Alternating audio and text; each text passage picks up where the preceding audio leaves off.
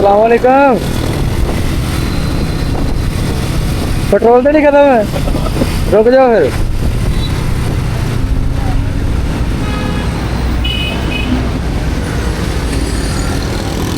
अस्सलाम वालेकुम रहमतुल्लाह बरकातहू। की हाल है भाईजान?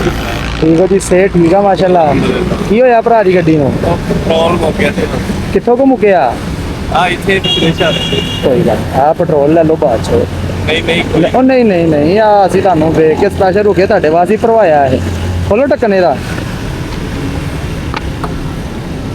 ਬਿਸਮਿल्लाह ਦੀ ਬਰਕਤ। बस बड़ा बड़ा ਕੋਈ ਗੱਲ ਨਹੀਂ ਹੈ, ਕੋਈ ਜ਼ਿਆਦਾ ਨਹੀਂ ਹੈਗਾ। ਥੋੜਾ ਜਿਹਾ ਅੱਗੇ ਥੋੜਾ ਜਿਹਾ ਘੱਟ ਸੀਗਾ ਇਹਦੇ। ਲਓ ਵੀਰ ਜੀ, ਅੱਲਾਹ ਪਾਕ ਤੁਹਾਨੂੰ ਕੈਫਰੀਅਤ ਨਾਲ ਲੈ ਕੇ ਜਾਵੇ ਜਿੱਥੇ ਵੀ ਜਾ ਰਹੇ ਜੇ ਤੁਸੀਂ। बड़ी मेहरबानी सर। ਬਹੁਤ ਸ਼ੁਕਰ ਬਹੁਤ ਸ਼ੁਕਰ।